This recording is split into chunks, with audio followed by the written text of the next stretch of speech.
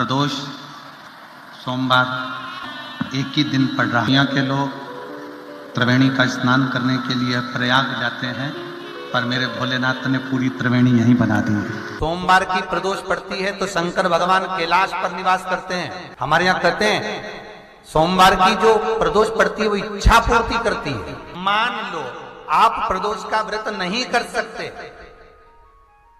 आप अगर व्रत नहीं कर सकते तो प्रदोष के दिन, प्रदोष काल में शाम का समय सूर्यास्त का कुछ पल, कुछ घड़ी के पहले से लेकर बाद तक का प्रदोष काल के अंतर्गत आप शंकर जी के मंदिर में जाकर 1 लोटा पानी, 5 बेलपत्र भी अगर समर्पित करते हैं तो संपूर्ण प्रदोष का फल आपके भाग्य में प्रबल हो जाए।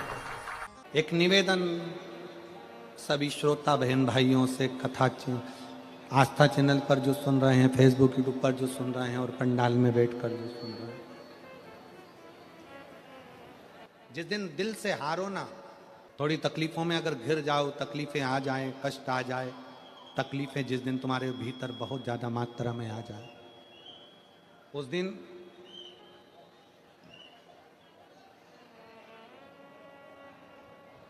तीन बेलपत्र,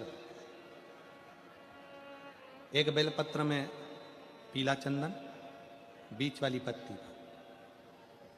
जिस दिन तुम्हें लगे कि मैं बहुत दुखी चल रही हूं और मेरा काम हो ही नहीं रहा, बहुत तकलीफ की जिंदगी चल रही है, कोई हाथ पकड़ने वाला नहीं है, कोई संभालने वाला नहीं है और बहुत तकलीफ हो गई, बहुत तकलीफ। उस समय पर एक बेलपत्री के बीच वाली पत्ती पर पीला चंदन, दूसरी पत्ती पर लाल चंदन और तीसरी पत्ती पर 11 चावल गीले, पानी में उसको थोड़ा सा भिगो लें या धो लें, 11 चावल गीले शिव जी की उस पत्ती पर रखें। सबसे पहला पीला चंदन का बेलपत्र, दूसरे नंबर पर लाल चंदन का बेलपत्र, तीसरे नंबर पर जो 11 चावल आपने धोकर रखे हैं वो हाथ की हथेली में रखना है और हाथ की हथेली में रखकर अपनी कामना कर कर भगवान शंकर से विनय कर कर पंचाक्षर मंत्र नमः शिवाय या षडाक्षर मंत्र ओम नमः शिवाय या श्री शिवाय नमस्तुभ्यम बोलकर उस बेलपत्र पर सीधे हाथ में रखकर उल्टे हाथ का स्पर्श कर कर बाबा से अपने मन के भाव कहकर शंकर के शिवलिंग पर उसे समर्पित कर दीजिए। 1 ही लोटा जल, जहां से जल बहता है अशोक सुंदरी वाली जगह, 1 ही लोटा जल, जहां से जल बहता है उस जल बहने वाली जगह पर 3 बार उस जल को अपनी कामना कर कर श्री शिवाय नमस्तुभ्यम या पंचाक्षर मंत्र या षडाक्षर मंत्र बोलकर 3 बार उस स्थान पर गिरा दीजिए। गिराने के बाद में बाबा से विनय कर कर अक्षत वाली जो बेलपत्र है, एक बेलपत्र और एक अक्षत उसमें से अपने लिए लेकर आ जाओ। उसको 2 महीना 3 महीना अपने घर में रखिए। जितना भी दुख है धीरे धीरे बाबा समाप्त कर कर खुशियां घर में लेकर आता ही है। दुख समाप्त होगा, खुशियां घर में आएगी जरूर। जो बेटियां ससुराल में दुखी हैं, बहुत कष्ट में हैं या आपस में सामंजस्य पति पत्नी का नहीं बन रहा है या कोई विवादित वाली बात है, तो निवेदन है तलाक पर बात को लेकर मत जाना। एक बार बाबा देवाधिदेव महादेव का एक भाव जरूर प्रकट करना। महाराज श्री अवधूतेश्वर महादेव का नाम लेते। कौन से महादेव? अवधूतेश्वर महादेव का नाम लेकर थोड़ी सी मूंग, हरी जो मूंग होती है, उस मूंग को गला लीजिए पानी में। गलाने के बाद में उस मूंग को शिव मंदिर में ले जाकर भगवान जो नंदीश्वर विराजमान होते हैं वहां रखकर 7 बेलपत्र उस मूंग पर चढ़ा दीजिए। चढ़ाकर बेलपत्र मेरे देवाधिदेव महादेव को अवधूतेश्वर महादेव के नाम से समर्पित कर दीजिए। वो मूंग उठाकर गौशाला में या आपके रोड पर कोई नंदी दिख जाए या गौशाला में कोई नंदीश्वर हो तो उस नंदी को वो मूंग खिला दीजिए थोड़ी सी। 3 या 4 प्रदोष करोगे, तलाक तक बात नहीं पहुंचेगी, आपस में प्रेम बढ़ जाएगा, बेटी को सम्मान मिलना प्रारंभ हो जाएगा और टेंशन समाप्त हो जाएगा, परिवार नहीं टूटेगा। जिस महीने में जो प्रदोष पढ़ा करे, जब प्रदोष पड़े, बन सके 1 बेलपत्र, बन सके 5 बेलपत्र, शमी पत्र, हरे मूंग, हरा मूंग, बेलपत्र, एक कलश के अंदर थोड़ा सा पानी लेकर 1 बेलपत्र, हरा मूंग, शमी पत्र डालकर और उसमें थोड़ा सा गुड़ डालकर भगवान शिव का स्मरण कर कर प्रदोष काल में, मान लो कोई काम आपका बहुत जरूरी है, बहुत दिनों से आप थक गए हैं, नहीं हो रहा, कर्जा बढ़ रहा है, धन नहीं आ रहा, व्यापार नहीं चढ़ रहा, या कोई समस्या बहुत प्रबल है, कोई एग्जाम में बैठ रहे हो नहीं हो रहा, परीक्षा भी दे दी है, रिजल्ट आने ही वाला है, तो भी प्रदोष काल में, प्रदोष के समय वो जल मूंग, शमी पत्र और बेलपत्र और गुड़ का शंकर के शिवलिंग को समर्पित करना प्रारंभ कर दो। 2 या 3 प्रदोष करोगे, बाबा आपकी मनोकामना शीघ्र पूर्ण कर देगा। 2 या 3 करो, बाबा करें। बहुत तकलीफ है, दुख की जिंदगी चल रही है, कोई परिवार में बेटे हैं, बहुएं हैं, बेटियां हैं, सब प्रयास कर रहे हैं, बेटे भी प्रयास कर रहे हैं, बहू भी प्रयास कर रही है, बेटी भी प्रयास कर रही है कि मुझे कोई अच्छा जॉब मिल जाए, मैं उन्नति की सीढ़ी पर चढ़ जाऊं, मैं बहुत आगे बढ़ जाऊं। और बेटा बेटी बहुएं अगर आगे नहीं बढ़ पा रही है तो शिव महापुराण की कथा कहती है कि एक कार्य करिएगा, एक बेलपत्र लीजिए और 7 चावल के दाने इस बेलपत्र के मध्य वाली पत्ती पर रख लीजिए। जो बेटा बेटी बहुत प्रयास कर रहे हो, बहुत कंपटीशन एग्जाम दे रहे हो, बहुत मेहनत कर रहे हो और उसके बाद भी बहुओं का, बेटियों का, बेटों का अगर कहीं जॉब नहीं लग रहा और कहीं सिलेक्शन हो ही नहीं रहा और बहुत हार चुके हैं, तब एक बेलपत्र 7 चावल के दाने मध्य पत्ती पर 7 चावल के दाने, एक घिसे हुए चंदन की गोली, पीला चंदन को घिस कर उसकी एक गोली बनाए, एक गोली गोल कर शिवपिंडी जैसी, शिवलिंग जैसी गोली बनाकर उस चावल के दाने पर रख लो। एक स्थान पर रखकर घर के अंदर ही उसका पूजन कर लो। और पूजन करना है वही जो आप घर में सामग्री, आपके रोली, चावल, मोली, हल्दी, उससे पूजन कर दिए से आरती कर ऐसी कैसी ही बेलपत्र अशोक सुंदरी वाली जगह पर, थोड़ा समझिएगा, अशोक सुंदरी वाली जगह मतलब जहां से पानी बह रहा है उस ओर इस डंडी को रखना और ऐसी कैसी पत्ती अशोक सुंदरी वाली जगह पर रख दीजिए।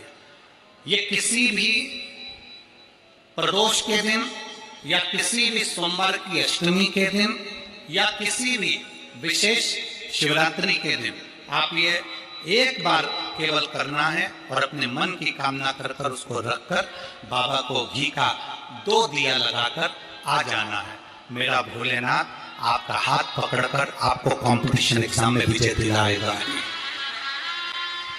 पर मेहनत करना नहीं छोड़ना, परिश्रम करना नहीं छोड़ना, संघर्ष करना मत छोड़ना। अपनी मेहनत को 4 गुना करना है, अपने परिश्रम को 4 गुना करना है, अपने कर्म की लगन को बढ़ाना है।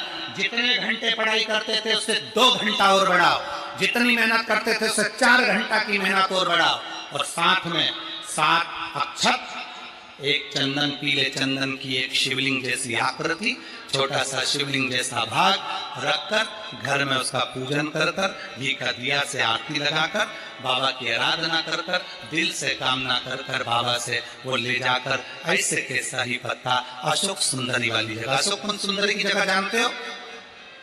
ये जो जगह है, ये जो जगह दिख रही है, मेरा निवेदन है चैनल वालों से थोड़ा इसको दिखाने का प्रयास करें। ये जो जगह है, ये शिवलिंग है, इधर शिवलिंग है, और शिवलिंग के साइड में जो जगह होती है जहां से पानी बहता है उसको अशोक सुंदरी की जगह कहते हैं। तो इस स्थान पर इस बेलपत्र को, इस बेलपत्र की डंडी पानी बहते समय, बेलपत्र की डंडी है वो पानी बहने के स्थान पर हो, उसको रख दीजिए। 2 घी के दिए लगाकर, और घी के दिए का स्मरण करें। दोनों दिए गोल बत्ती के नहीं होंगे, दोनों दिए लंबी बत्ती के नहीं होंगे। जो 2 दिए आप लगाएंगे, एक गोल बत्ती का होगा, एक लंबी बत्ती का होगा। गोल बत्ती क्या बोलते हैं यहाँ पर? फूल बत्ती। यहाँ फूल बत्ती बोलते, तो गोल बत्ती मतलब फूल बत्ती, और लंबी बत्ती, लंबी वाली बत्ती। 2 दिए लगाना है, एक जगत जननी का, एक बाबा विश्वनाथ का। दोनों दिए आप रखकर बाबा को प्रार्थना कर कर दिल से आइए, मेरा शंकर आपकी कामना पूर्ण करेगा, और पत्र व्यासपीठ पर जरूर आए अवश्य। शिव को प्रिय है पुष्प में आंक का पुष्प, जो आंकड़े का पुष्प होता है शंकर को बड़ा प्रिय है। और दूसरे नंबर पर शंकर को प्रिय है शमी का पुष्प, बहुत ध्यान देना महाराज। तीसरे नंबर पर शंकर को प्रिय है महाराज सरसों का पुष्प। सरसों होती है ना, जो राई अपन बोते हैं, सरसों बोते हैं, उसमें पीले कलर का जो पुष्प लगता है। हमारा तो निवेदन रहता है जब तक सरसों आए तो प्रयास करा करो कि सरसों के 108 पुष्प शंकर भगवान पर चढ़ाना प्रारंभ कर दो। महाराज ये पक्का है कि वर्ष भर कोई बड़ी बीमारी आपको घेर नहीं सकती अगर सरसों के फूल शिव को चढ़ रहे हैं तो। और प्रयास करना कि सरसों का जो पुष्प होता है, सरसों का जो फूल होता है महाराज, अगर कोई व्यक्ति को किडनी या लीवर से जुड़ी हुई कोई तकलीफ होती है, या किसी व्यक्ति का एक्सीडेंट हो गया होता है और उसका कोई अंग रह गया हो, कोई शरीर का कोई भाग रह गया और वो काम नहीं कर रहा हो, जैसे किसी के पांव रह जाते हैं एक्सीडेंट के बाद, किसी का हाथ रह जाता है, या कोई अंग काम नहीं कर रहा हो, वहाँ ब्लड पहुँच नहीं रहा हो, वो जगह एकदम सुन्न हो गई हो, खाली पड़ गई हो, तो उसके लिए शिव महापुराण की कथा कहती है कि सरसों के पुष्प 11 शंकर जी के राइट भाग में, जहाँ शिव जी के गण दरवाजे के द्वारपाल मणिभद्र जिस जगह पर निवास करते हैं, कौन निवास करते हैं? मणिभद्र। शंकर जी के दरवाजे के द्वारपाल हैं मणिभद्र जी। तो मणिभद्र दरवाजे के द्वारपाल में राइट भाग में मणिभद्र जी विराजते हैं। मतलब राइट भाग कौन सा हुआ? जब आप मंदिर से बाहर निकलेंगे तो राइट भाग, मंदिर में प्रवेश करेंगे जब राइट नहीं होना चाहिए, आप मंदिर से जब जाएं तो राइट भाग। मतलब आप मंदिर से राइट से जाएंगे तो शंकर जी का भी राइट हो जाएगा, क्योंकि शिव जी ऐसे बैठे हैं तो शंकर जी का भी राइट हो गया, देवता उनका भी राइट हो गया, तो राइट भाग सीधा हाथ मणिभद्र जी का स्थान। 11 सरसों के पुष्प मणिभद्र के उस द्वार पर आप रख दीजिए, और मणिभद्र के द्वार पर रखकर अंदर जाकर 108 वापिस जब आप बाहर निकल रहे हैं, ये पुष्प आप रखने के बाद एक बार बाहर जाएंगे, फिर वापिस आएंगे मणिभद्र के रखने के बाद, और अंदर जाकर 108 सरसों के पुष्प शंकर को समर्पित करेंगे महाराज। उस सरसों के पुष्प जो शिव जी को आप समर्पित कर रहे हैं उसको वापस लेकर आएंगे, श्री शिवाय नमस्तुभ्यम बोलकर उस सरसों के पुष्प को महाराज सरसों के तेल की बोतल में उसको डाल लीजिए। शंकर भगवान को किसी भी प्रदोष में, शाम के समय प्रदोष काल में उस तेल को वापस ले जाकर चढ़ा दीजिए शिव जी को, उसको वापस लेकर आ जाइए। उस तेल का प्रयोग आप नाभि में डालिए, और जो शरीर काम नहीं कर रहा उस स्थान पर कम से कम 15 दिन 20 दिन तक उसकी मालिश करना प्रारंभ करिए। बाबा चाहेगा तो चलाने का प्रयास कर देगा और वो अंग, वो शरीर काम करने लगेगा। मणिभद्र का स्मरण, श्री शिवाय नमस्तुभ्यम, सब बोलिए एक बार जमकर, श्री अरे पहले बोल दिया, हमारे साथ तो बोलो, श्री शिवाय नमस्तुभ्यम। भगवान शिव के मंत्र का स्मरण कर कर करते सरसों का जो पुष्प है उसमें आनंद की अनुभूति है। किसी कारणवश कोई कार्य ऐसा हो गया हो कि आप बहुत मेहनत कर रहे हो, सफलता नहीं मिल रही हो, लक्ष्मी प्रवेश नहीं कर रही हो, तो महाराज बेल का जो फल होता है उस फल के अंदर का जो गुर्दा होता है, बेल के फल का अंदर का जो भाग होता है गुर्दा, उसको लेकर घर पर आओ और सुखा लो। सुखाने के बाद उसको जलाओ, जलाकर उसकी भस्म तैयार, उस भस्म को अच्छा बढ़िया पीस लो, पीस कर कपड़े से छान लो महाराज। उसको छान कर जब आप शंकर भगवान का पूजन करने के लिए शिव मंदिर में जाएं महाराज, किसी भी 5 प्रदोष या 5 सोमवार या सोमवार की अष्टमी पड़ जाए उस दिन थोड़ी सी भस्म लेकर जब जाएं घर से, उसमें से थोड़ी सी भस्म बेलपत्री के पेड़ के नीचे श्री कुंदकेश्वर महादेव का नाम लेकर चढ़ा दे। क्या नाम लेना है? कुंदकेश्वर। उसी में से थोड़ी सी भस्म जो बेलपत्री के वृक्ष के नीचे आपने चढ़ाई या बेलपत्री के वृक्ष की जड़ में चढ़ाई, उसको लेकर आओ और वही वृक्ष माता पार्वती का नाम लेकर भगवान शंकर के ऊपर चढ़ा दो और अपनी मनोकामना कर 1 लोटा पानी शिव पर समर्पित कर दो। चुटकी भर बस, ज्यादा नहीं, मात्र चुटकी। 5 प्रदोष भी पूरे नहीं होंगे और बाबा चाहेगा कि आपका जो लक्ष्मी रुकी हुई है या व्यापार नहीं चल रहा या कार्य नहीं हो रहा, तो बाबा उसको 1 प्रदोष 2 प्रदोष करोगे, तीसरे प्रदोष में तो बाबा धक्का लगा ही देगा। शंकर भगवान को भस्म अति प्रिय। बेलपत्री किसका प्रतीक है? माता पार्वती। जब मां जगत जननी जगदम्बा नवरात्र में दर्शन किया होगा, माता का जहां यज्ञ होता है, सप्तसती से यज्ञ हो चाहे मां अम्बे जगदम्बा का जो यज्ञ होता है, उसमें बेले के फल की भी आहुति लगती है। उस भस्म की बड़ी प्रबलता, बेल का जो गुर्दा होता है उस गुर्दे की जो भस्म तैयार करी जाती है उसका बड़ा महत्व, बड़ा। हम तो यहाँ तक कहेंगे देसी गाय का घी हो। कौन सी गाय का? देसी हो, जर्सी नहीं, देसी गाय का घी हो। देसी गाय के दूध से जो घृत का निर्माण हो वो घी हो, और बेले का जो फल का गुर्दा जलाओ, उसकी भस्म अगर आपने बेलपत्री के पेड़ के नीचे ही बनाई हो मान लो, उस भस्म को पीस ले, पीस कर उसको काजल जैसा तैयार करके डब्बी में रख ले महाराज। शिव जी पे चढ़ी हुई भस्म को पहले वो पीस के शंकर जी पे चढ़ाओ, फिर उसको लेकर आकर उसमें गाय का, देसी गाय का उसमें घी मिलाकर काजल जैसा तैयार कर मस्तक पर मात्र या कलेजे पर उसकी 1 बिंदी ही रखकर आप अपने कार्य के लिए अगर निकल गए तो ये पक्का है कि वो कार्य होगा ही, सफल होकर ही मानेगा। ज्यादा से ज्यादा 5 दिन उसके पास जाना पड़ेगा, 6 दिन जाना पड़ेगा, पर कार्य सफल होगा ही, उसको करना ही पड़े, क्योंकि वो केवल बेल की कालोच नहीं गई है, वो स्वयं काल का तुम्हारे साथ गई, स्वयं पार्वती मां तुम्हारे साथ। भस्म शिव जी को प्रिय, उस भस्म का प्रयोग बड़ा। जब पी भभूत में है खजाना कुबेर